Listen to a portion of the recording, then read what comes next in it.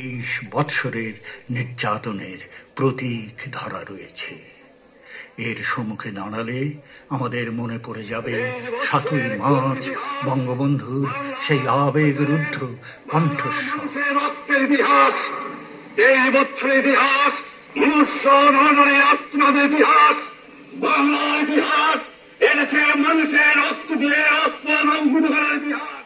শুরু হয় পাকিস্তানের বিরুদ্ধে যুদ্ধ, সমগ্র দেশে ছড়িয়ে পড়ে যুদ্ধ। বাংলার মুক্তি পাগল সন্তানেরা দিকে দিকে একের পর এক পর্যদস্ত পরাজিত করতে থাকে পাকিস্তানি সেনাদের। 1971 16ই ডিসেম্বর আসে সেই বিজয়ের দিন।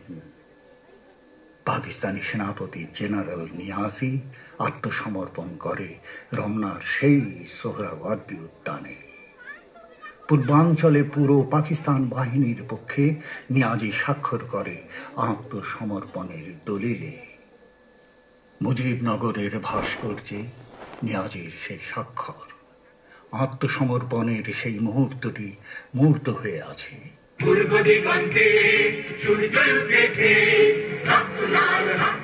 এও এক মহান মুহূর্ত। পাকিস্তান বাধ্য হল বঙ্গবন্ধুকে মুক্তি দিতে। ফিরে এলেন মুক্ত স্বাধীন স্বদেশে।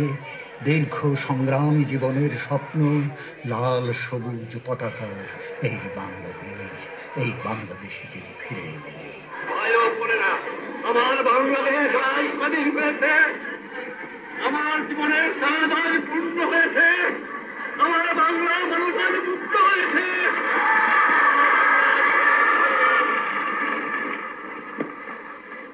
আমি আজ বক্তৃতা করতে পারবো না।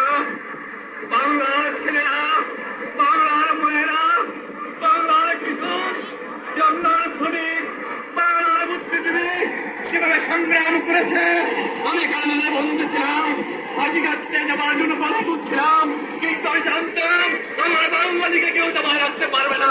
আমার বাংলার মানুষ আমি প্রস্তুত হয়েছিলাম, বলেছিলাম আমি বাঙালি, আমি মানুষ, আমি মুসলমান।